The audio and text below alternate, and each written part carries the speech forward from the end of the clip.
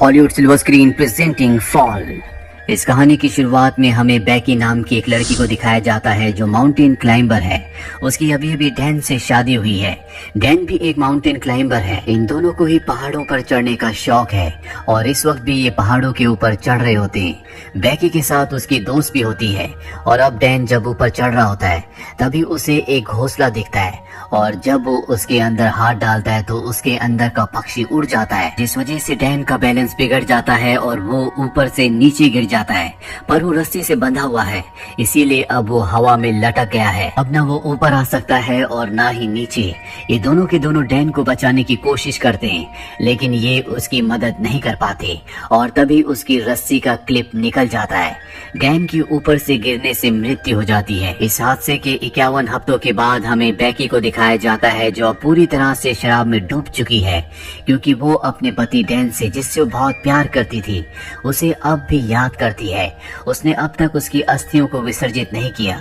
उसकी अस्थियां अब भी उसके पास हैं। बैकी की जिंदगी में अब उदासी के अलावा कुछ भी नहीं है और बैकी के पास एक बार फिर से उसकी वही दोस्त आती है जो उस वक्त उसके साथ थी जब डैन ऊपर से नीचे गिरा था।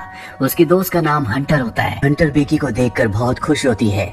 जब उसे पता चलता है कि बेकी ने अपनी जान लेने की भी कोशिश की तो वो बेकी से कहती है कि हमें दोबारा से क्लाइंबिंग करना चाहिए और इसके बाद वो अपने मोबाइल पर उसे एक टावर दिखाती है जो कि टीवी टावर है। ये टावर एक ऐसे भीड़ में होता है जहाँ पर इंसान बहुत कम जाते हैं और इस टावर की ऊंचाई होती है 2000 फीट। हालांकि बेकी इस जगह नहीं जाना चाहती और जब उसकी दोस्त हंटर कहती है कि उस टावर के ऊपर चढ़ने के बाद तुम डैन की राख को वहां से उड़ा देना, इससे उसकी आत्मा को शांति मिलेगी, तो बेकी मान जाती है और अभी दोनों के दोनों उस भीड़ में पहुंच जाते हैं। यहाँ पर ये वीडियोस बना रहे होते हैं, फोटोज खींच रहे होते हैं और हंटर उन वीडियोस को और फोटोज को अपने इंस्टाग्राम पर अपलोड कर रही होती है। अभी देखते हैं कि टावर इनके सामने है जो आसमान की गहराइयों के अंदर जा रहा है, क्योंकि इसकी ऊंचाई बहुत ज्यादा है। आज से पहले इन्होंने कभी भी इतनी ऊंचाई तक चढ़ने की कोशिश नहीं की। इन दोनों को डर तो लग रहा होता है पर अब ये धीरे धीरे ऊपर चढ़ना शुरू कर देते हैं। बेकी का डर ज्यादा होता है क्योंकि उसे पता है कि ये लोहा जिससे टावर बना है वो बहुत पुराना है। उसकी आवाज उसे लगातार आ रही होती है और धीरे धीरे वो भी हंटर के पीछे ऊपर चढ़ रही होती है और जब ये आधे टावर तक पहुंच जाते हैं तो इन्हें एहसास होता है कि यहाँ पर हवाएं बहुत तेज है। ये हाइट इतनी होती है जितनी आईफिल टावर की है, यानी लगभग पूरे 1000 फीट। अभी लगातार ऊपर चढ़ना शुरू कर देते हैं और जब बेकी नीचे देखती है तो उसे डर लगना शुरू हो जाता है, क्योंकि उसने पिछले 1 साल से क्लाइंबिंग नहीं की। लगातार ऊपर चढ़ते हुए अब ये टॉप तक पहुंचने वाले होते हैं, तभी बेकी सीढ़ी पर पैर रखती है और वहां से एक स्क्रू गिर जाता है जिसके बारे में इन्हें पता नहीं चलता।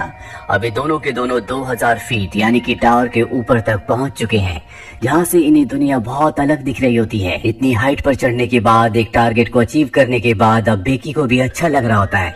ये दोनों के दोनों यहाँ पर एंजॉय करते हैं, बहुत सारी फोटोज क्लिक करते हैं। साथ ही हंटर जो ड्रोन कैमरा अपने साथ यहाँ पर लाई होती है उससे वो अपनी वीडियोस भी बनाती है ताकि इंस्टाग्राम पर अपलोड कर सके। ये दोनों के दोनों बहुत खुश हैं। हंटर इतनी एक्साइटेड होती है कि वो टावर से लटक जाती है और बेकी को उसकी फोटोज क्लिक करने को कहती है। इसके बाद वो बेकी को भी ऐसा करने को कहती है। बेकी भी उसके कहने पर ऐसा करती है और अब ये दोनों के दोनों बहुत खुश हैं। इसके बाद बेकी डैन की राख को यहाँ से हवा में उड़ा देती है, जिससे उसे तसल्ली मिलती है। ये दोनों के दोनों बहुत इमोशनल हो जाते हैं, लेकिन बेकी फाइनली अब डैन को अलविदा कह चुकी है, यानी कि अब उसकी जिंदगी की एक बार फिर से शुरुआत हो गई। अब ये दोनों के दोनों अपना सामान पैक करके नीचे जाने की तैयारी करते हैं। सबसे पहले बेकी नीचे उतरती है, पर तभी वो स्क्रू जो कि निकल गया था उस जगह से लेडर टूट जाती है। बेकी हवा में लटक जाती है पर रस्सी की वजह से वो जमीन पर नहीं गिरती, जिसके बाद हंटर उसे वापस ऊपर खींच लेती है। लेकिन बेकी के पास जो बैग था जिसके अंदर इनके खाने पीने की चीजें थी वो नीचे डिश पर अटक जाता है, जहाँ तक पहुँचना लगभग पूरी तरह से नामुमकिन है। ये अपने मोबाइल्स को भी चेक करते हैं, लेकिन यहाँ पर इतनी ऊंचाई पर कवरेज नहीं होता, यानी कि ये दोनों के दोनों अब 2000 फीट की ऊंचाई पर फंस चुके हैं। यहाँ दूर दूर तक कोई भी नहीं होता। अगर कोई हुआ भी तो इतनी ऊंचाई से इनकी आवाज नहीं सुन सकता। यही टावर के ऊपर एक बॉक्स होता है जिसके अंदर एक फ्लेयर गन और एक दूरबीन होती है। और दिन में फ्लेयर गन का इस्तेमाल करने का कोई भी मतलब नहीं है, क्योंकि फ्लेयर गन को दिन में कोई नहीं देखेगा। अभी दूरबीन से देखते हैं तो सामने इन्हें एक गाड़ी दिखती है, लेकिन वो लोग इन्हें इतनी ऊंचाई पर नहीं देख सकते, ना इनकी आवाज सुन सकते हैं। हंटर एक बार फिर से अपना मोबाइल देखती है और जो पोस्ट उसने इस टावर के बेस से की थी वो पोस्ट इंस्टाग्राम पर पोस्ट हो चुकी होती है, जिस पर बहुत सारी लाइक्स और कमेंट्स होते हैं। इसका मतलब ये है कि टावर के तल पर कवरेज है। और अब हंटर अपने मोबाइल पे मदद के लिए एक मैसेज को रिकॉर्ड करती है और इंस्टाग्राम पर उसे पोस्ट कर देती है। इसके बाद वो अपने मोबाइल को रस्सी से बांधकर टावर से नीचे लटकाती है ताकि कवरेज आए और उसका मैसेज पोस्ट हो जाए। लेकिन बहुत देर तक वेट करने के बाद भी ऐसा नहीं होता और अब हंटर अपने मोबाइल को अपने सॉक्स के अंदर रखती है, उसके बाद शू के अंदर रखती है और ऊपर से नीचे फेंक देती है ताकि नीचे गिरने के बाद उसका मैसेज चला जाए और इनकी मदद के लिए कोई आए। फोन शूज और सॉक्स के अंदर रखने की वजह से नहीं टूटा होता और कुछ ही देर बाद ये ऊपर दूरबीन से देखते हैं जहाँ इन्हें नीचे एक आदमी दिखता है जो फोन पर बात कर रहा होता है। उसके साथ उसका डॉग भी होता है, पर वो इन्हें इतनी ऊपर ना देख सकता है और ना ही इतनी ऊपर से इनकी आवाज को सुन सकता है। यहाँ पर वो अपने फोन में बहुत ज्यादा मग्न होता है। उसे अपनी प्रेजेंस का एहसास दिलाने के लिए ये ऊपर से एक और शू को फेंकते हैं। हालांकि वो शू तो देख लेता है, लेकिन उसे ऐसा लगता है कि ये पहले से यहाँ पर था और वो अपने डॉग के साथ वहाँ से जाने लगता है। हालांकि बेकी यहाँ पर फ्लेयर गन चलाने की कोशिश भी करती है, लेकिन हंटर उसे रोक लेती है और कहती है कि रात होने का हमें इंतजार करना होगा, रात को वो हमारी फ्लेयर गन को देख लेंगे। और अब यहाँ पर अंधेरा हो जाता है, जिसके बाद ये फ्लेयर गन चलाते हैं, साथ ही अपने मोबाइल की टॉर्च को ऑन करके अपने हाथ से हिलाना शुरू कर देते हैं। इनके सामने जो गाड़ी यानी कि आरवी होती है जिसमें लोग कैंपिंग कर रहे होते हैं वो इन्हें देख लेते हैं, लेकिन वो इनकी मदद करने के लिए नहीं आते, बल्कि इनकी गाड़ी को चुरा कर यहाँ से निकल जाते हैं, जिससे दोनों के दोनों हताश हो जाते हैं। जैसे जैसे रात होती है इन्हें नींद आना शुरू हो जाती है। ये वहाँ पर सो जाते हैं, लेकिन जगह बहुत कम है। हंटर ऊपर से गिरने वाली होती है कि बेकी उसे पकड़ लेती है। तभी वो देखती है कि उसके पैर पर एक टैटू बना है जिस पर लिखा होता है 143। ये देखकर बेकी हैरान हो जाती है, क्योंकि उसका हस्बैंड डैन उसे हमेशा कोड वर्ड में आई लव यू कहता था, यानी कि 143। वो समझ जाती है कि डैन के बीच में और हंटर के बीच में कुछ न कुछ था, और जब वो हंटर से पूछती है तो वो एक्सेप्ट कर लेती है। वो बेकी से माफी भी मांगती है, लेकिन बेकी अब पूरी तरह से नम हो चुकी है। बेकी की नजर अब भी उस बैग पर होती है जो बैग नीचे एंटीना में यानी कि डिश पर अटका हुआ है। उसके अंदर इनका ड्रोन और खाने पीने की चीजें हैं। किसी भी कीमत पर इन्हें उस बैग को ऊपर लाना होगा, पर वहाँ पर सीढ़ियाँ नहीं होती, इसीलिए उस बैग तक पहुँचना इतना आसान नहीं है। पर हंटर जो कि बहुत ही साहसी होती है वो रस्सी की मदद से नीचे जाना शुरू करती है, पर इससे पहले कि वो डिश तक पहुँचती रस्सी खत्म हो जाती है। हंटर जंप लगाकर डिश तक पहुँच जाती है।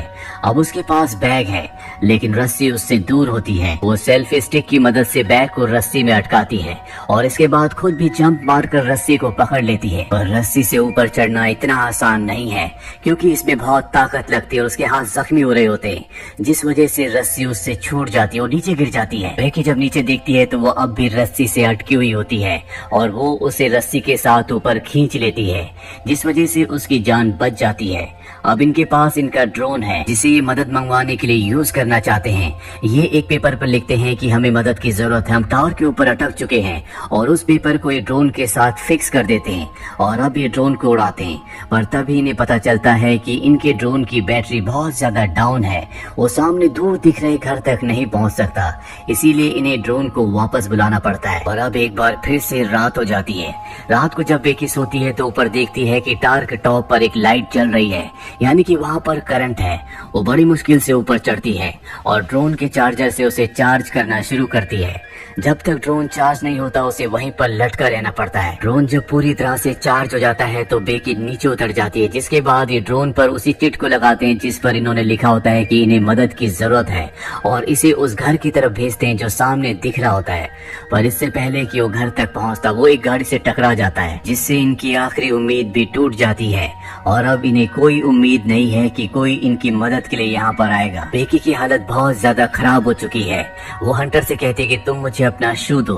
मैं एक बार फिर से मोबाइल पर मैसेज करके अपने डैड को सेंड करती हूँ। अगर हम उसे नीचे फेंकेंगे तो हो सकता है कि कवरेज आ जाए और मेरे डैड को हमारा मैसेज मिल जाए।